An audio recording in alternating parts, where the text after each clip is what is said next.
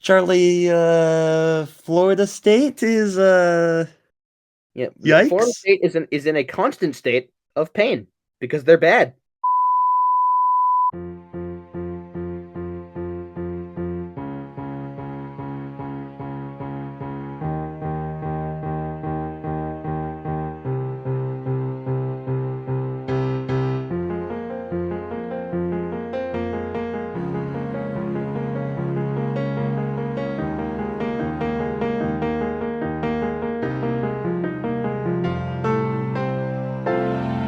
Hello, I'm Colin, And I'm Charlie.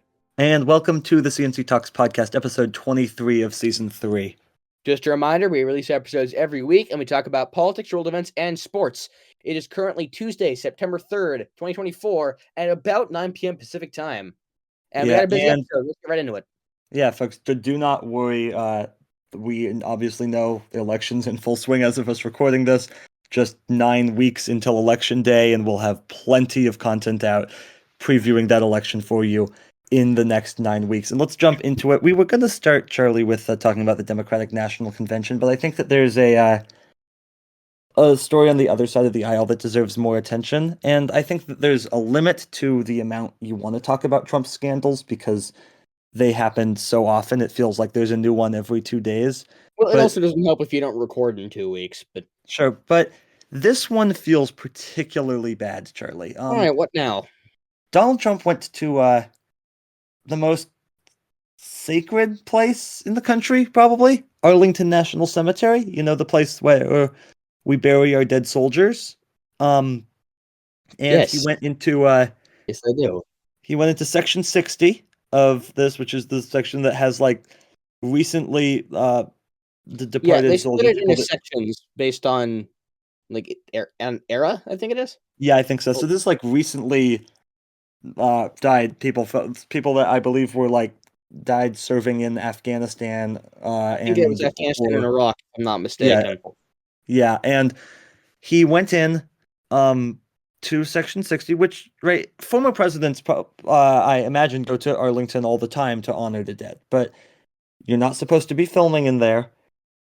He went in with a camera crew to section 60 with a Gold Star family And one of the to express purposes of this, one of the express rules of the cemetery is you're not allowed to use it for political purposes, correct? exactly, yes, and he went in and he tried to film a campaign ad essentially Okay, using as we just said, is one of the only things you're not supposed to do. exactly using the dead soldiers, the soldiers that died honorably in Afghanistan. I believe that these were ones that were killed at that Kabul airport attack. Yeah, there was Using them for a 13 photo op. killed in that attack, I believe. 13? Yeah, I believe it was 13 killed. Using them for a photo op. The dead soldiers, the using Gold Star families, and then guess what? After the criticism, he blames it on who? Gold Star families. Does not surprise me. This is a pattern with Donald Trump. Let's be very clear, right? It goes back to the comments about how the militaries or fallen veterans are allegedly losers and suckers, and refusing to visit their graves while Commander in Chief, when he was in France, goes back to his comments about the Congressional Medal of Honor, saying that the Presidential Medal of Freedom is actually better because you can get it without being badly injured or dead. Donald Trump has a disdain for those who serve the United States of America.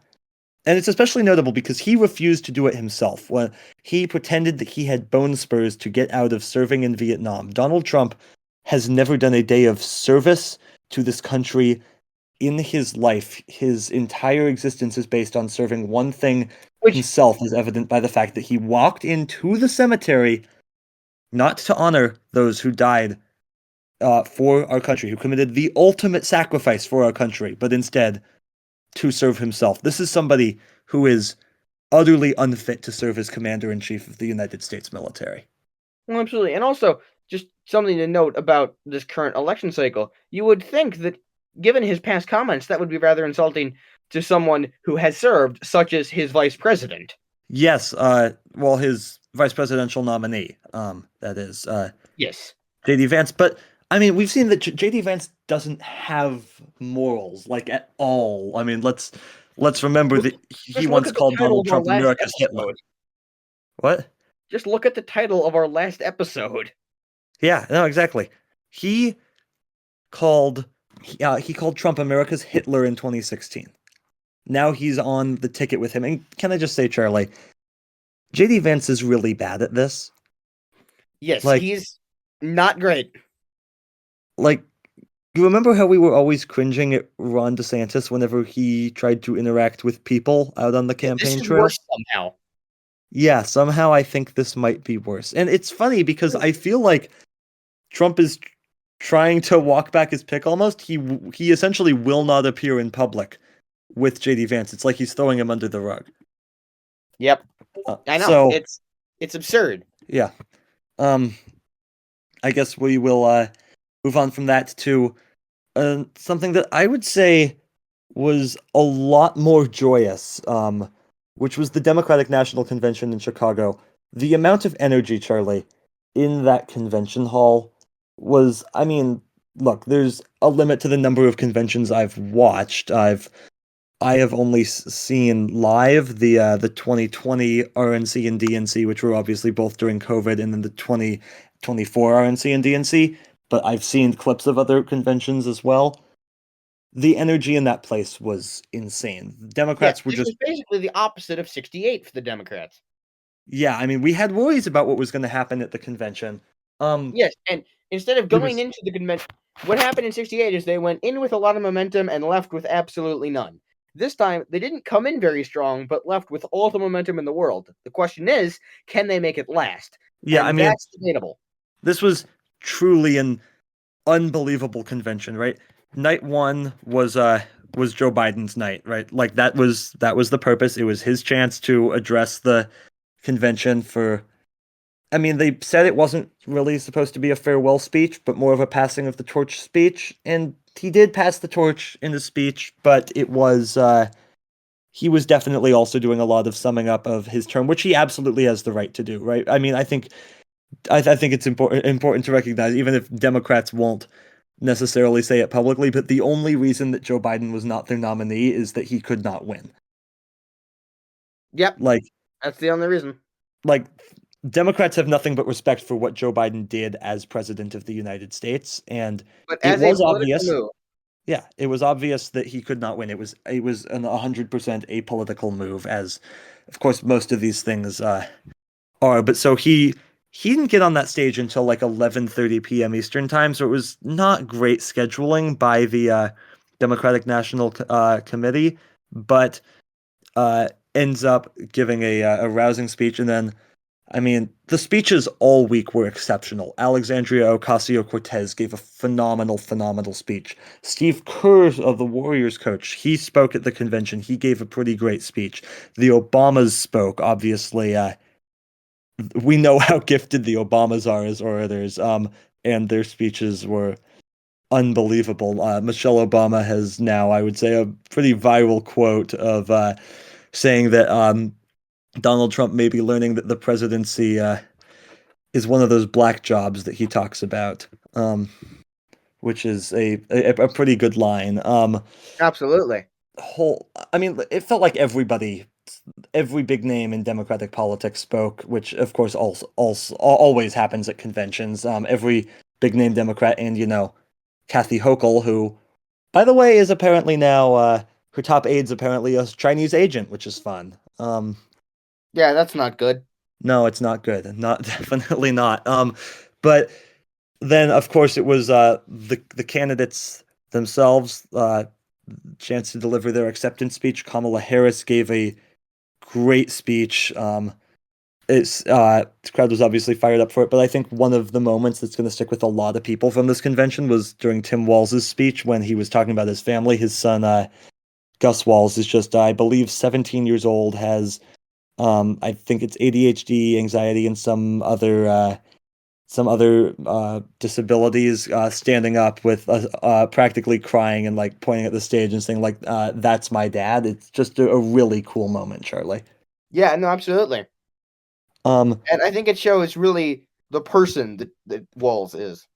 Yeah, I mean, we talked about this before, but it's hard to um it's hard to find, I think, a better candidate for Democrats inter Especially than for finding the vice balance president. between him and Kamala.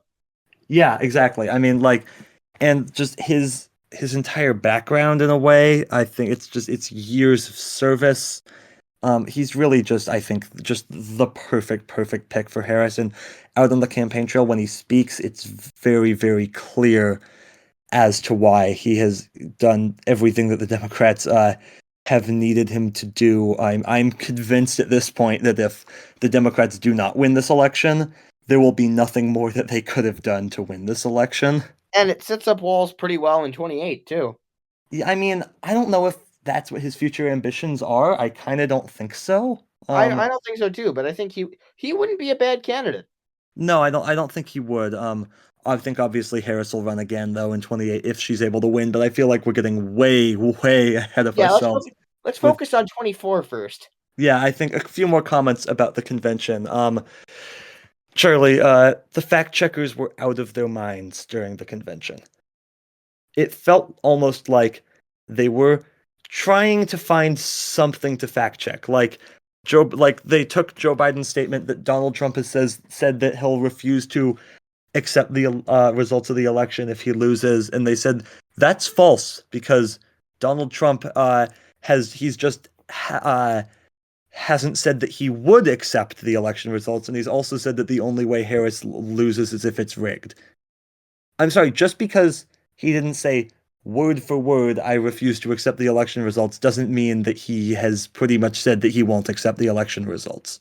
Yep. And in addition, using something that Donald Trump says as a fact check, it's not a fact check because this guy lies more than anybody else, right?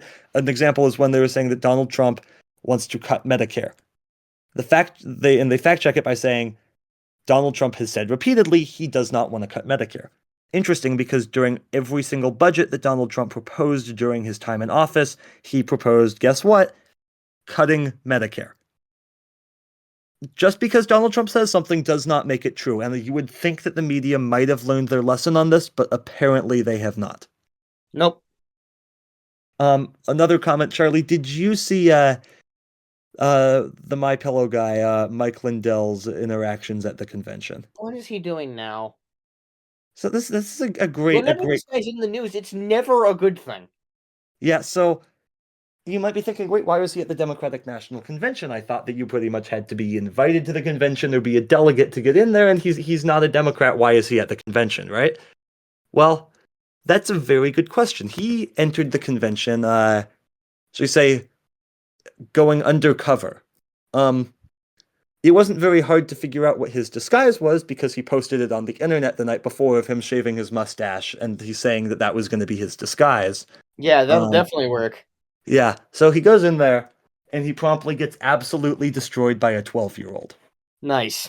The youngest person at the convention, Noah, social media Democratic influencer, just 12 years old. Mike Lindell decided to go up and try to yell at this kid about how he has proof that over 200,000 votes were stolen in Georgia in 2020, and he has the evidence. And the kid just responds, uh, "So your sources trust me, bro?" Got him. I mean, it's over, and it got worse too for Lindell because he kept going. He's like, I don't know how much you've been paying attention to the news. The kid's like, I've been paying attention to your bankruptcies. I mean, it it really can't get much worse for Mike Lindell. Some other speakers the Democrats had the union president Sean Fain. A lot of union presidents, a lot of people speaking on abortion. Obviously, just a lot of speakers on just some of these key issues that really favor the Democrats, as you would expect. But I think, Charlie, one thing that I found really interesting about this convention is that how they really reclaimed the word freedom. I mean, Yep. essentially, Josh Shapiro, I think, the governor of Pennsylvania, has done a particularly good job of this in some of his speeches when saying, like, it's not freedom to tell kids which books they're allowed to read. It's not freedom to take away people's right to an abortion, to essentially be in their doctor's office. Like none of that, none of what's going on is freedom. It's not freedom to tell people that they can vote, but that some other Republican gets to actually choose who won the election, right? That's not freedom. And then talking about what real freedom looks like. Real freedom of investing in safety measures so that kids can walk to school safely, be in school safely, can get a good education in school. That is what real freedom actually looks like. And I think that the Democrats have just done a beautiful job of saying none of what the Republicans are pushing is freedom. We are the party of freedom, and they have done that too by using a song that they only are allowed to use, which not the Republicans, which is Beyonce's song "Freedom." And I think that they've just done a masterful job of changing that narrative from what Republicans use for messaging.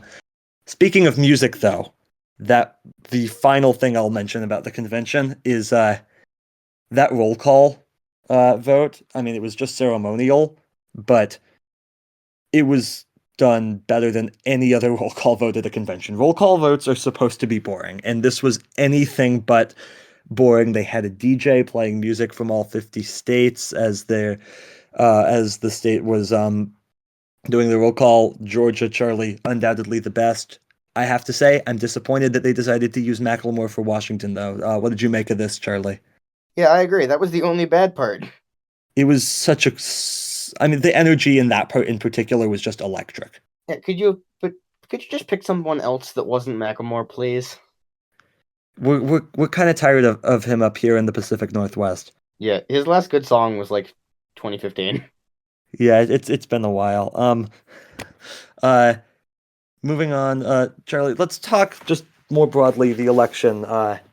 We're just 2 months out now, essentially, as of when this episode's going to be released. 2 months from the election. We'll have more information coming soon on how we're going to continue to preview that election here. But let's kind of just talk about what you see as the paths for these candidates to win this election at the moment. Well, I mean, looking at the map, I think it's pretty obvious that a lot of the states, as they are in most elections, are already confirmed. I think it's going to, as I've been saying for a while, it's going to come down to the swing states. It's going to come down to Nevada, Arizona, Wisconsin, Michigan, Pennsylvania, North Carolina, Georgia. Whoever wins those wins the election. Yeah, I mean, there's 7 swing states in this election. Nevada, Arizona, Michigan, Wisconsin, Pennsylvania, Georgia, North Carolina. Trump's path here is pretty straightforward. Pennsylvania, Georgia, and North Carolina. And if you look at how he's exactly 270. Yeah, if you look at how he's spending the limited money that his campaign has, then those are the states that they're targeting. North Carolina, if Trump does not have a path if he loses North Carolina, let's be clear on that. If he loses North Carolina, then if he win, he would have to win both Michigan and Wisconsin as well as Pennsylvania. And if he were to lose one of those, I'll take Michigan being the middle of the three. He would have to win Arizona to win the election, which exactly. So tough. It's tough for him. Now, I would say the decisive state here is Pennsylvania. Now, I could argue it has the most votes. Yeah, I could argue Pennsylvania might be bluer than, say, Wisconsin. It might go further to the left than Arizona or Nevada, possibly. But I really do think whoever wins Pennsylvania is going to win. Just to give you an idea, just to give you a rough idea, if the Democrats win Pennsylvania, that gives Kamala Harris 245 electoral votes with 74 on the table. If Trump wins, now he's sitting at 238 with 74 on the table. Yeah. No, you really need that state. I think that Michigan's going to be the most likely of the swing states to go Democratic, and North Carolina is going to be the most likely of the Republican states to most likely of the swing states to go Republican. So I feel like so if we give Michigan to the Democrats and we give North Carolina to the Republicans, that leaves Wisconsin, Nevada, Arizona, Pennsylvania, and Georgia. Yeah, and I feel like, by the way, if you're making a map here, you can pretty fairly do this because if Trump wins Michigan, he's going to win the election, and if Harris wins North Carolina, she's going to win the election. So yes, and Harris leads in Michigan right now, and Trump leads in North Carolina right now. It's close in all of these swing states. Let's remember. Yes, but And Harris has the momentum clearly, but it's yes, still close. but And let's remember, North the Carolina issue is, balloting. can she hold it? Yeah, North And there's Carolina balloting starts this week. well, Absentee ballots are going to this is start being why the sent out in debate North coming Carolina up this week. is huge. Again, I And still question the impact debates have. Trump has been spending quite a lot of his time this week preparing for that. So what I think is interesting is that Republicans, they kept setting expectations below, like, underwater for Joe Biden. Like, State of the Union. Oh, he's going to absolutely bomb the State of the Union debate. Oh, he's going to absolutely bomb the debate. And what that means is that he really doesn't have that high of a bar to clear. So when he clears it by a lot, they look stupid. Now, he didn't do that with the debate. He was even worse than they said. But it's funny because they're not trying those tactics with Harris. No. And that is smart of them because Kamala Harris is not a bad debater. She is the exact opposite. She is a very, very, very, very good debater. And so, I mean, I expect her to absolutely wipe the floor with Trump in next week's debate, but we'll see. One other thing to bring up, a wild card about this election, maybe, is RFK Jr. has dropped out, sort of. Yeah, explain what's going on with that, Colin. Yeah, RFK Jr.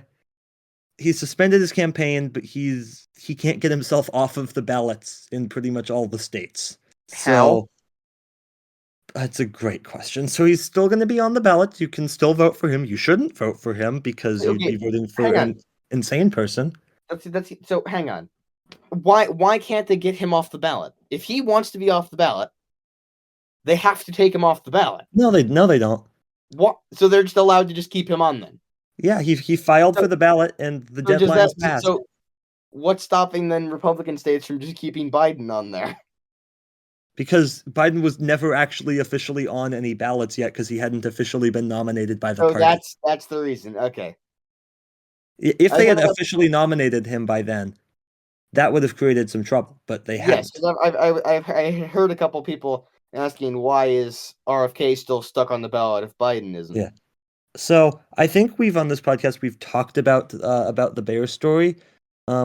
We have learned recently about a new whale story. Where apparently sometime in the early 90s, RFK Jr. went down to a beach where a dead whale had washed up, and he used it. I think it was like a chainsaw to cut off its head and bungee cord it to the roof of his car and drive the 5 hours back home. And every time they stopped the car, whale juice would come leaking in through the windows of the car.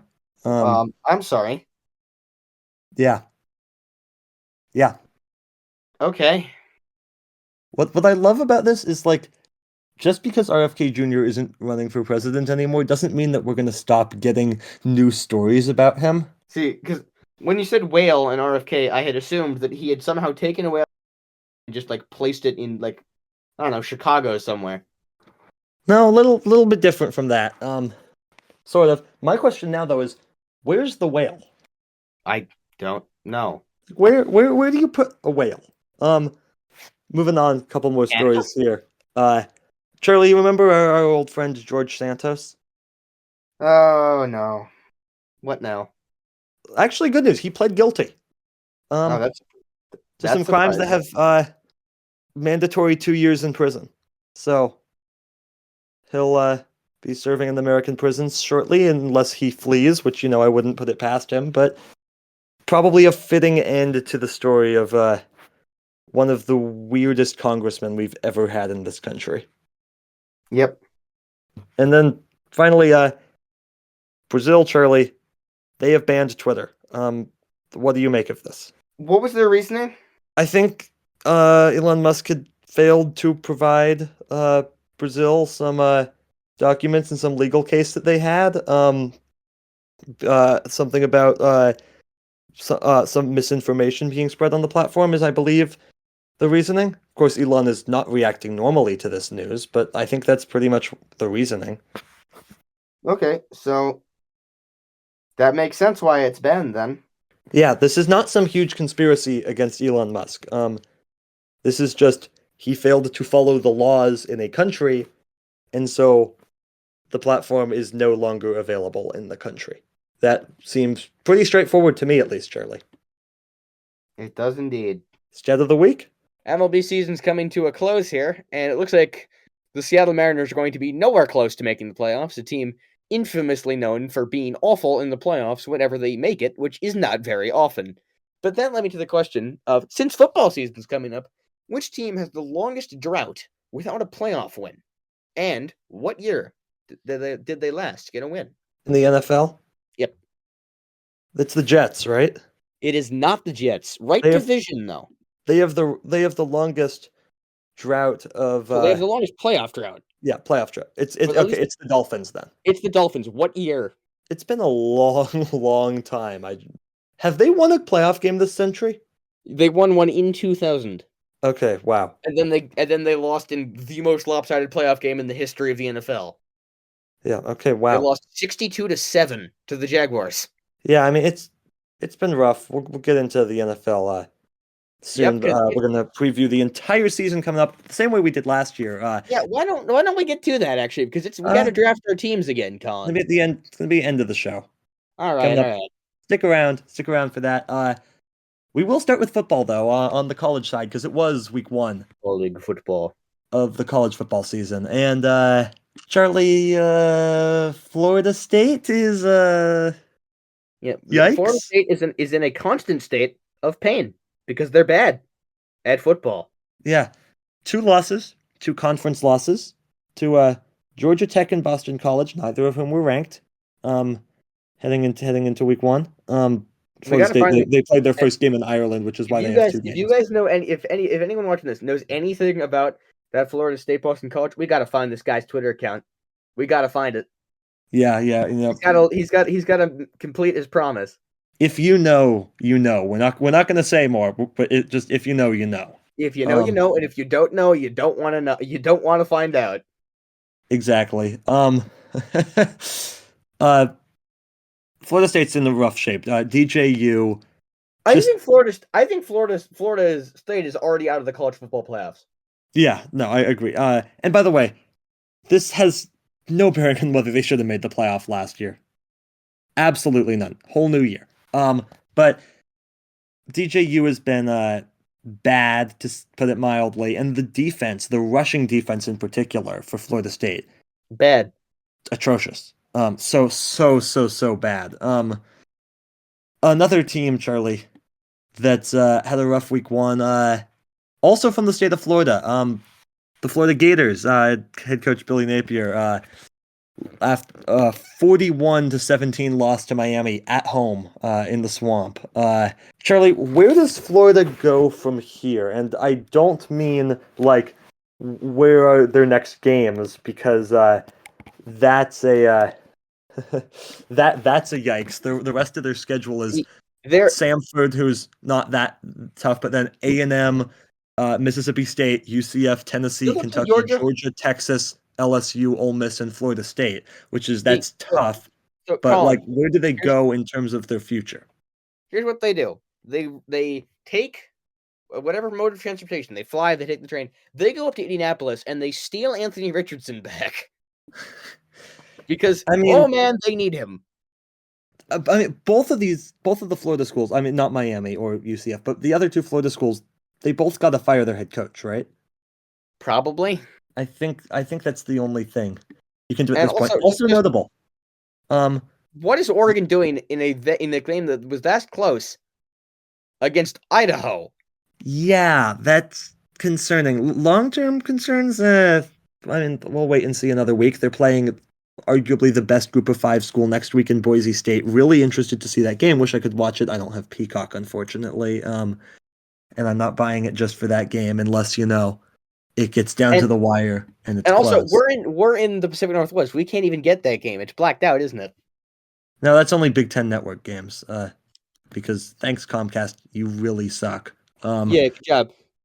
Uh, I mean, all the Oregon State's DirecTV people, now schedule. you can't get ESPN, so See, I was checking their schedule. Unfortunately, I was really hoping that they did. Unfortunately, they don't play Colorado again. Speaking of which, should we talk about Colorado? yeah, let's wait just a second on Colorado. Did want to quickly comment on the SEC. Pretty good week for the SEC in general. Vanderbilt got kind of a shocking win over Virginia Tech, thought to be one of the better teams in the ACC, but somehow Vanderbilt beat them in overtime. But the top games in the SEC, there were kind of four really big games for the SEC.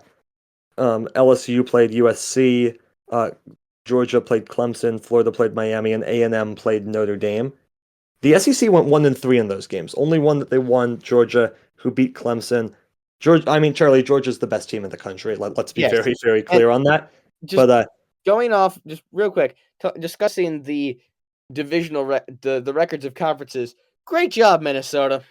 Great job. yeah, ruining the Big The Ten Big after that Ten went missed 17 and field 1. goal. Missed field goal from Minnesota. And then of course the Pac-12 or Well, what's left of it, well, 2-0. Minnesota is used to missing field goals when they need to. 2015 wildcard game. Yeah, that was sweet. Less sweet when the Seahawks decided to go sign that kicker. But Yep. back to the SEC. Yeah, Georgia. I mean, they're the top team in the country. But then what was really concerning. I mean, look, Notre Dame played really well. They looked like a great team, but A&M still losing by 10 at home, and then LSU and Brian Kelly. Rough game against Lincoln Riley and USC, and what I consider to be the battle of the two most overrated head coaches. But you know what? If Lincoln Riley at USC now has a competent defense, watch out. He can do anything if he has a competent defense. Yep. Charlie, what do you think of your Huskies starting out so far this year? Well, we won. We didn't win by as much as we were hoping. I was hoping we would, but we did what we needed to do, and Yep. we won the game. Stress-free wins are Just good. for anything that is within 100 miles of Seattle cannot be easy.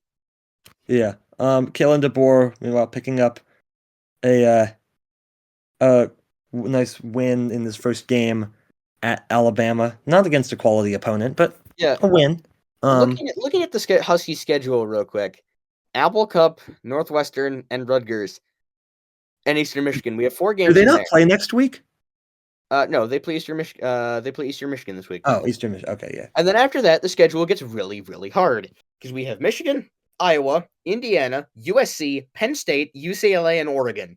Welcome to the Big Ten, my friend. Yes, which was a mistake. I just mentioned should we talk about the only undefeated conference in football in college football? Yeah, the Pac-12 or what's left of it. Yeah, The 2-0. Pac-2. Yeah, 2-0. Not particularly good wins. Like margins were fine, but in terms of opponent, not particularly good. They won. Yeah, no, they did win. Charlie, I'm looking at next week though. Texas, Michigan to kick off the day on Saturday. Oh, that's gonna be fun. Also, that's gonna be fun. Also, never mind. I misread the schedule. But so hang on. So for real quick, just for the Pac-12, their scheduling for the Pac-2 this year, their scheduling is just playing the Mountain West. Yeah, they have a scheduling agreement with the Mountain West. They each play several teams from that conference. Okay, so those two are going to combine, presumably. It does not look that way at this moment. They do not have any sort of similar framework in place for 2025 yet. But it's a little unclear what the future is for these two schools still. But Well, how much time do they have? they have like 2 years to figure stuff out. Okay, they have plenty of time. Yeah. Do you believe that is eventually in the cards? No, because they've joined a different conference for sports outside of football. And what was that? That's the West Coast Conference. Ah, okay. So I think I'm not entirely sure what their plans are.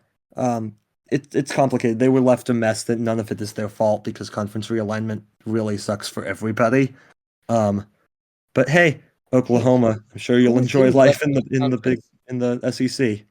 Ah, why did they join this conference? Who? Why did they join? Oh man, this conference is bad. Which one?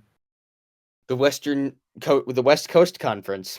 Well, they're not a football conference, but They're it doesn't look like they're in anything conference.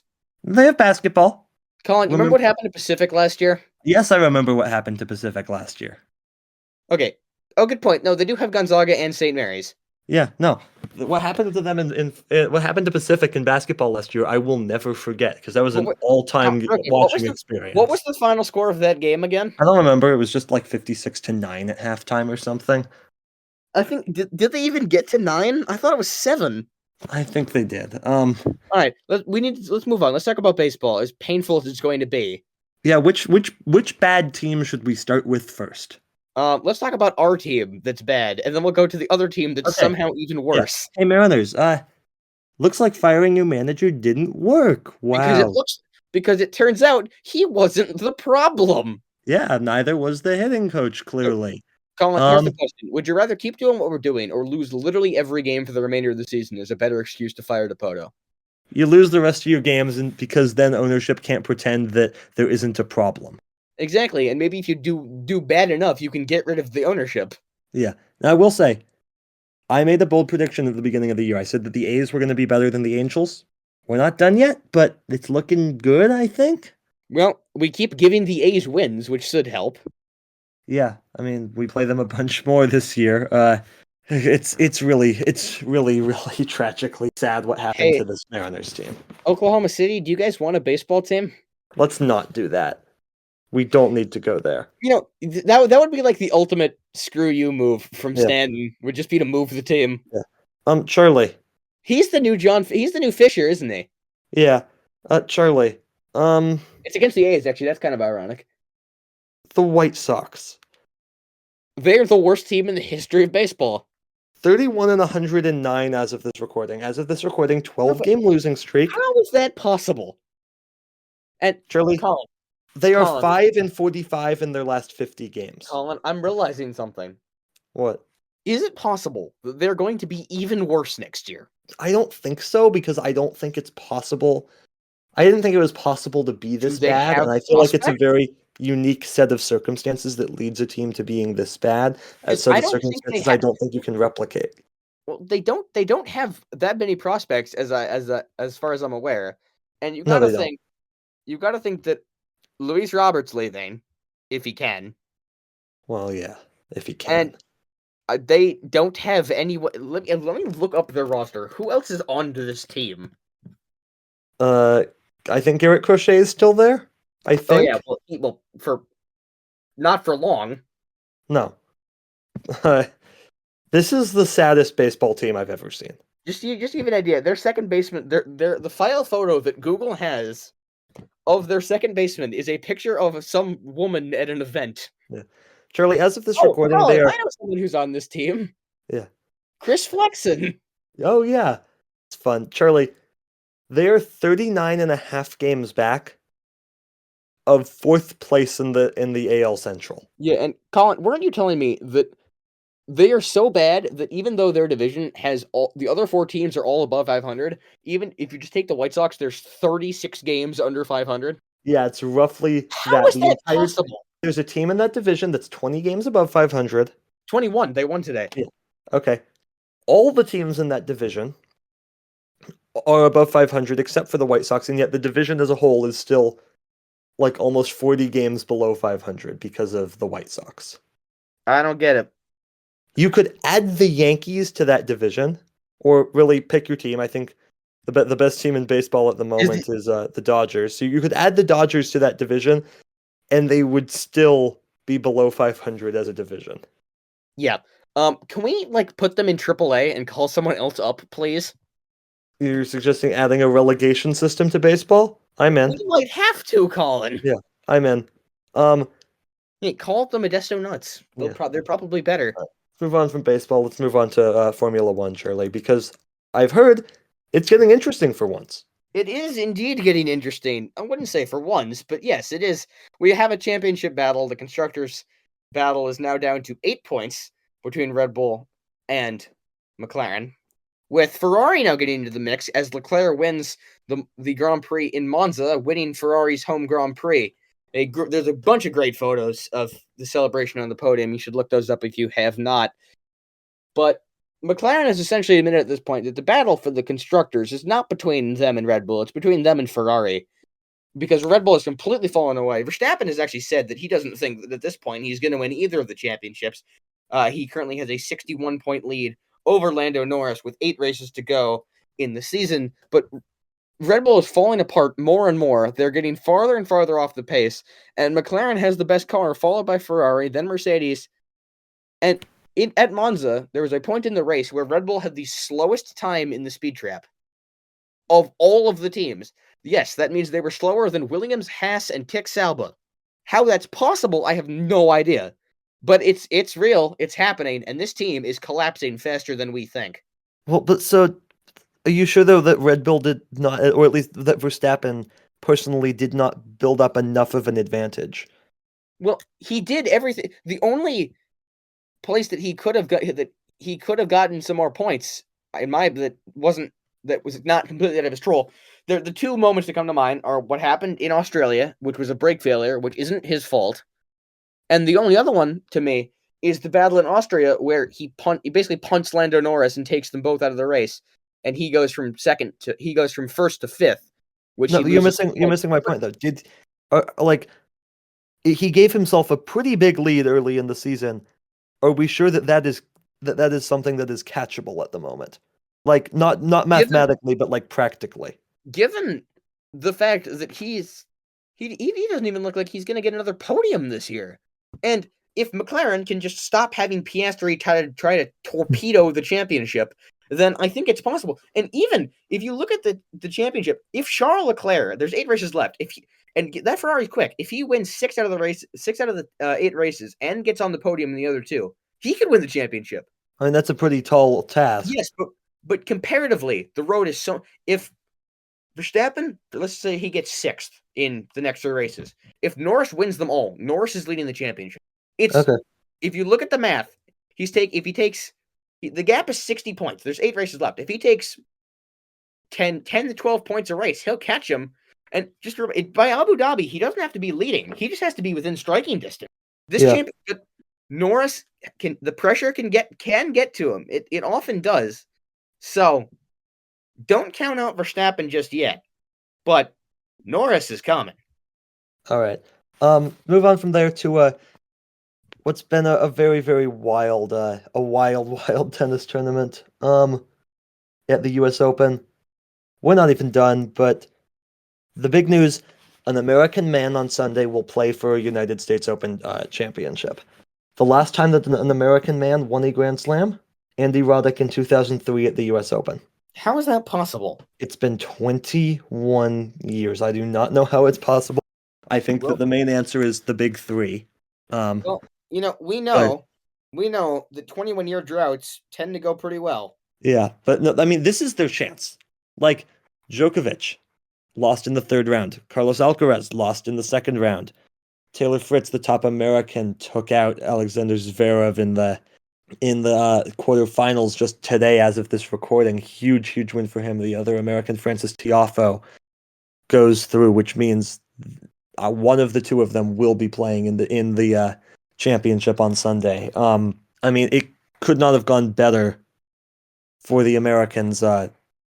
They'll probably be whoever makes it to the final. They'll probably be the underdogs because it'll probably be Jannik Sinner or Daniil Medvedev playing in the final. Obviously that could change, but like both of those players have won slams before. Neither of the Americans played in the slam final, so they'll be underdogs. But it's been a wild tournament. Tons of unexpected twists. Players you wouldn't expect to losing, and that's kind of true on the women's side too.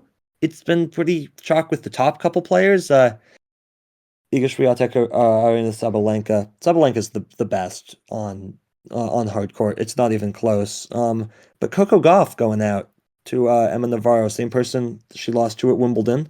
So she will not defend her championship. So it's kind of open, and you'd think Sabalenka's probably the favorite, but there's other people. Not many left as of this recording, but like we thought, Qiwen Zhang the Olympic gold medalist could have a chance. She did not in the end. She lost to Sabalenka pretty quickly, but kind of besides those top two players on the women's side, there's kind of been upsets all around. Still a couple of Americans in, could be just one, could still be two as of when this episode comes out. As of when we're recording, it's two, but really a good tournament for the Americans on both the men's and the women's side at the home slam. Absolutely. All right. I don't know how much longer we can avoid this. Should we finally get to football? Real quick, Scotty Scheffler, you're incredible. Yay, golf. Like truly, like there was never a doubt that he was going to win the FedEx Cup playoffs. And he did. Colin, it's at pretty this decisive point in fashion. the episode where I think any viewers left are now gone because we keep refusing to get to football. No one cares about golf. We are getting to football. I promise it's coming up. Right. Pause for ad break. If you're listening on the podcast platform, We better not do that. We better not. I definitely just put an ad in right there. All right, football time. All right. So, if you are new here to the C&C Talks podcast, we started I don't know how many times you have to do it in a row for it to become a tradition, but we started it last year. It counts. Yeah, we started it last year. Essentially, fantasy football except with teams instead of with players, where we each draft half of the teams in the NFL, and we get points based on how many wins they each get and how they do in the playoffs. Yes, and Colin, we have to decide what the penalty is for losing this year because you still we'll figure that out in the next couple weeks. But quick format of the draft. So Colin, what you're gonna do is you're gonna wait and see because if you're winning, you're gonna make it bad, and if you're losing, you're gonna make it right. No, we'll decide it soon. I will say just a formatting note on this. Obviously 32 teams, 32 draft picks. I'm going to draft first, and then it'll be a snake draft. Charlie will get 2 and 3. I'll get 4 and 5, etc., etc., etc., all the way down to me at 32, taking whoever is left at that point. All right. Without further ado, with the first pick in the 2024-25 C&C Talks Fantasy Football Draft, Colin selects. Real quick, we will take this as a chance to kind of preview each of the teams as we go through this. But as for that first pick, I will be selecting the Kansas City Chiefs. Why? All right. Why? Because they're the 2 times reigning champions. Somebody has to prove that they're better than them, and it feels foolish to not take them at number 1. All right. With the second pick, I select the Detroit Lions. At 2, that seems early, Charlie. Colin, they are the best team in the NFC. If you say so. And at 3, in case I'm wrong, I'm taking the 49ers. I was really hoping that they'd still be on the board for me. I'm not going to give you them at 4, Colin. Yeah, no, why would you give them me at 4? Why would you give them to me? Who do you take at 5? Because there's someone I really hope you don't take. All right. You have the I'd agree that the Lions might be the second best team in the NFC. I think the Chiefs are the best team in football, the best team in the AFC. Second best team in the AFC, though, is who I'm going to take, and it's probably, to be completely honest, taking the Dallas Cowboys. I said the AFC. No, I think I said the NFC, but I mean the AFC. Who are you taking?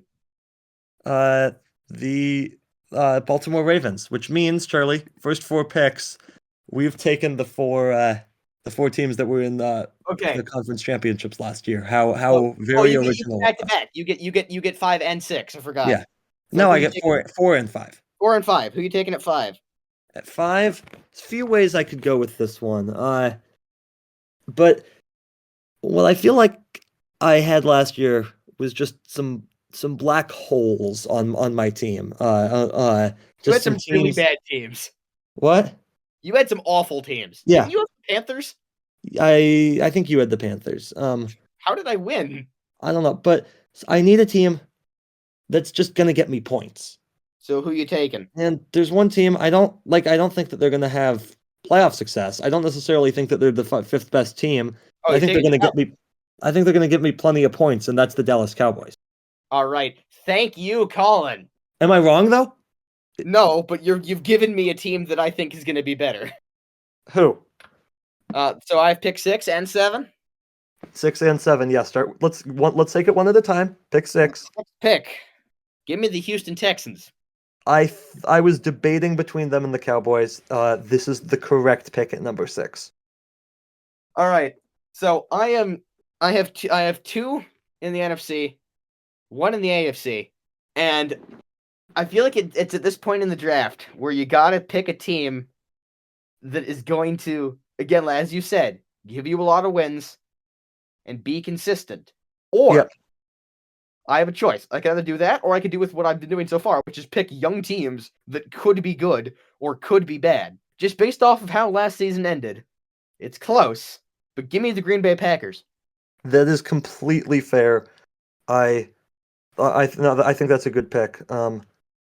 It's the one hesitation I would have with picking them that early. It's not because I think they're a bad team, but they play in an awfully good division, Charlie. There's one other good team in that division, Colin. The Bears could be something, and the They Vikings. haven't proved it yet. If the Vikings could go out and get like last year's Joe Flacco, then Which they're might a just good be team. Joe Flacco again.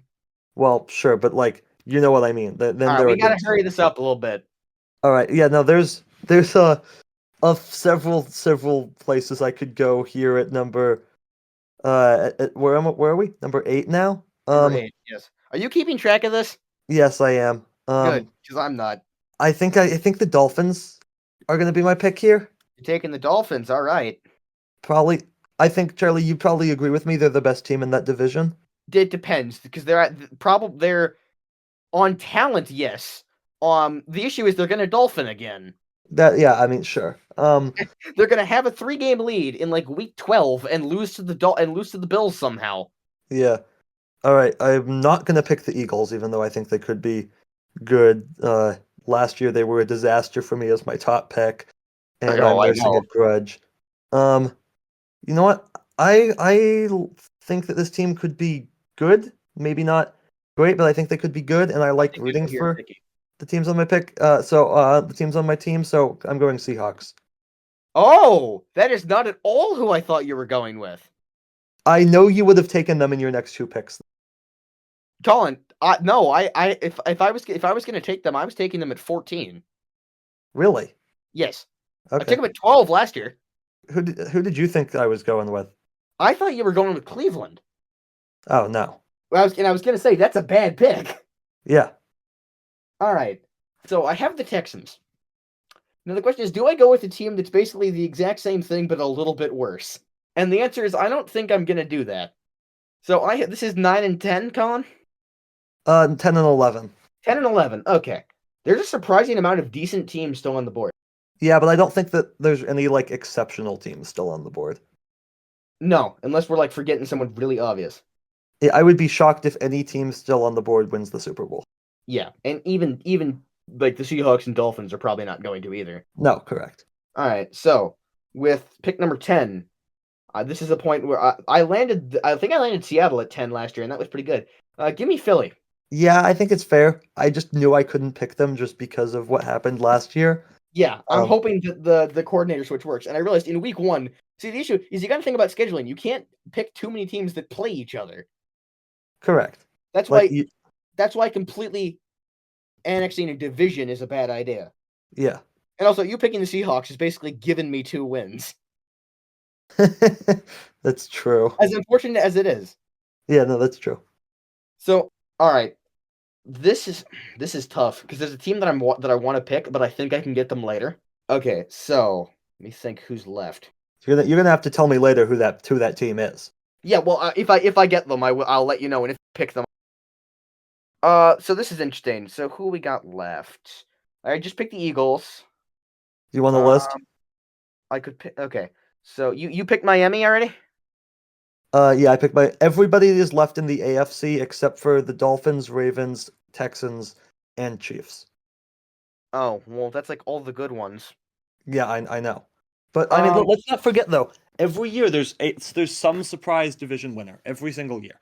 Yeah, so based on what I know about the teams left, there's a team in here that actually doesn't need a quarterback at all Who? because they proved it last year, and then they got obliterated in the wild card. All right. Pick 11 is going to. I'm considering taking Cleveland, but I'm not. Don't confirm that yet. Okay. Just make a pick, please. It's between them and Pittsburgh. Give me Cleveland. Okay, so the pick you thought I was going to take and say that was a bad one, you take a pick later. No worries. Yes, but no, Cleveland 2 off the picks board. later.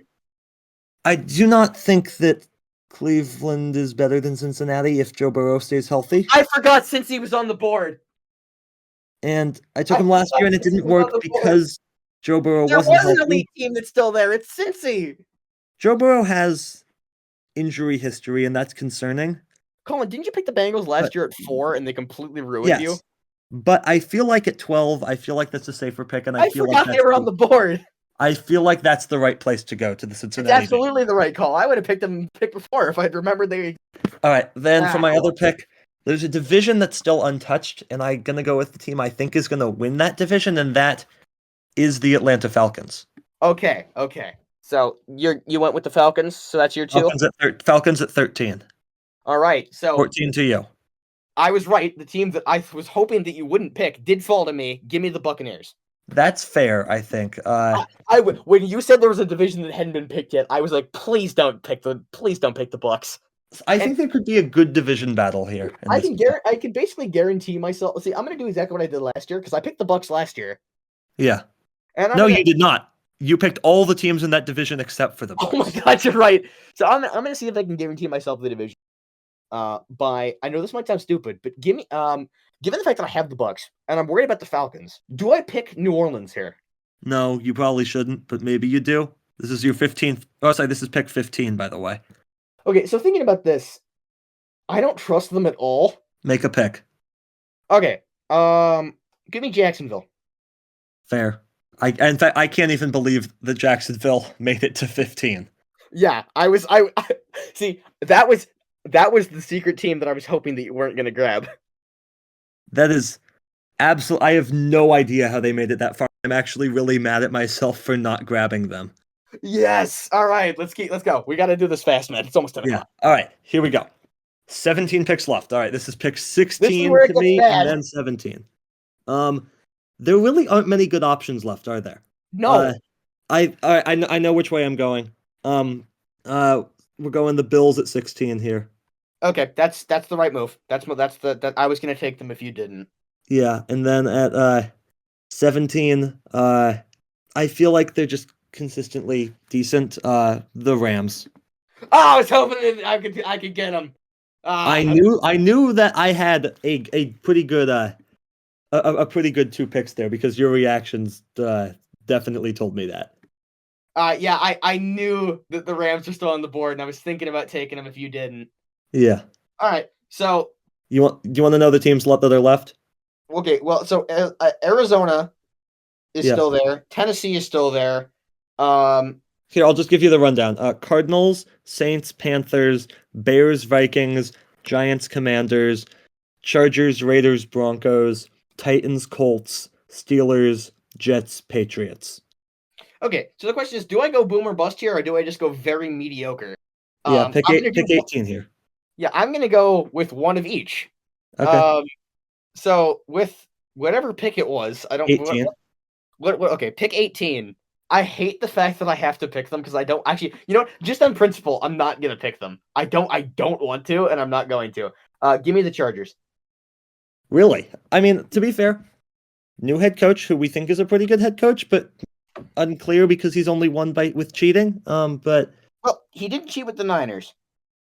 They didn't win the Super Bowl, but they made a Super Bowl and made a conference championship every season he was there. Yes, that is correct. I think it's a decent pick at 8. Okay. Can you give me the list again? Who's left in the AFC? AFC teams that are left. Actually, Patriots, Jets. Give me Indy. Give me Indy. I forgot they were on the board. Give me Indy. I hate that you picked them there. I wanted them so bad at 20. That would have been such a steal if you got them then. Yeah, no, I know. All right. Well done. I have to stay out of the AFC, I think. Why? I'm going back at pick 22. I think I might be wrong, but I think it's the same team I picked at 20 last year. Is it the The Bears? Chicago Bears. Okay, I was thinking that you were going to take them if I didn't. That's fine. Yeah. And then pick 21, it really, really, really pains me to do this. Because Russell Wilson's on the team. Oh, you're picking the Steelers. I do think he's kind of gonna ruin Mike Tomlin's streak. But at the same time, I feel like if Mike Tomlin goes over 500 again, I would feel like such an idiot for letting them pass up so many times. So we're going with the Steelers at 20. That's smart. This is 21. All right. And by the way, the AFC North now first division off the board. All right. So, given what we have left, I think this is the one where you go for a team that could be really good or could be awful. So Yep. I'm gonna go with the Jets. This is fair. This is the right pick at 22. I'm gonna go with the Jets. I didn't pick them last time because I was like, I can't pick an Aaron Rodgers team. I can't. Yeah. It's the right pick. And then give me New Orleans. This is 23. The New Orleans Saints. That's a solid 9-8 team. That's a solid 8-9 team right there. Yeah, you're gonna make me pick some teams I don't want to pick. Well, that's the whole idea. Yeah, 24 and 25. There's not a whole ton left, guys. No, there's nothing left. Not picking Carolina, not picking Arizona, not picking New England. Good. Are you taking New England? No, I said I'm not picking New England. Oh boy, There's no one left, Colin. I mean, you have to deal with it Titans? too. It has to be the Giants at 24. Right? It has to. Yeah, no, that's the right call. They're like the only decent team of that left, in my opinion. Yeah, let's see. Is there another division that I could really use just something out of? I've given you the entire South so far, the entire AFC South. I feel like I have to take someone from, or actually maybe not. No, because one of those three teams is going to win it, so I'm going to leave that to you. Give me the. This is tough. Give me the Vikings. All right, that's the pick I was figuring that you were gonna go with. And the other North Division, the NFC North, also now off the board. All right, so I'm gonna take two teams that I think are gonna both finish with the same record, that being 7-10. Yeah. Give me the Cardinals and give me the Raiders. The Raiders were definitely the right pick there. Okay. And the Cardinals are gonna have a bounce back year. They have Kyler. And I think they're going to beat like a team that they're not supposed to because that's just what they do. Yeah, so it's 26 and 27 there. NFC West Colin, off the board. Colin, they're going to steal the game from LA. Yeah. Or Seattle. Yeah. Sure. Okay. The Broncos aren't complete poison to me anymore, so I could go that route. You're going to pick Bo Nix? I think I have to pick Bo Nix. Oh no. Yeah, no. Who would you have picked here? I'm picking the Broncos. Who would you have taken? Oh, no, you're not going to answer that. Why would you, to be fair? 4 teams left and none of them are good. In fact, they're all really, really bad. Who's left? It's New England, it's Washington. New England, Washington, Carolina, and Tennessee. So I get 2 picks, and then you get who's ever left? Yeah. Okay. Oh, man. So I have New England, Washington, Tennessee, and who? And Carolina. Okay. Well, first of all, give me Tennessee. Well, no, it's still my pick. Oh, it is? Yeah, and I feel like Washington here is the best choice. Okay. So now NFC East now off the board, and as well as the I guess the West, the AFC West is off the board. So 2 picks for Charlie, and then I get who's left. Okay. So the 3 teams left are the Titans, the Patriots, and the Panthers? Yes. Okay, give me the teams that don't play in Carolina. Thank you. Fair enough. Charlie picking which one's first? Which one's at 30 and which is at 31? Give me the Titans at 30 and the Patriots at 31. Okay, Titans at 30, Patriots at 31, and then the Carolina Panthers at 32. So the question, Charlie, we do not have trades, but the question is, were there any picks that kind of surprised you at how high or how low they went? I think I got really lucky getting Jacksonville when I. Yeah, I think you did too. And I think that who did you pick at 4? It's a good question. The Ravens. Baltimore. And then who's your 5th pick? I don't remember. We'll go back and look at the footage and I feel like you called the Dolphins a bit too high. Yeah, let's let's wrap up. We've been a Let's while. wrap up. Yep. Thanks for joining us here on the C&C Talks podcast. Make sure to subscribe. Episodes coming out every single week, especially as we head towards election. Website cctalks.com is everything you need to know about the show. You can through questions 360-389-2630. Again, that's 360-389-2630. And you can follow us on Twitter at CC Talks Podcast. Follow Charlie at CC Talks Charlie. Join our Discord server at cctalks.com/Discord on the YouTube version. The graphics are definitely going to have a hard time keeping up with that. All this information and more is in the description below. But for now, for our producer Morris, our production designer Zack, I'm Colin. I'm Charlie, and we'll see you next week.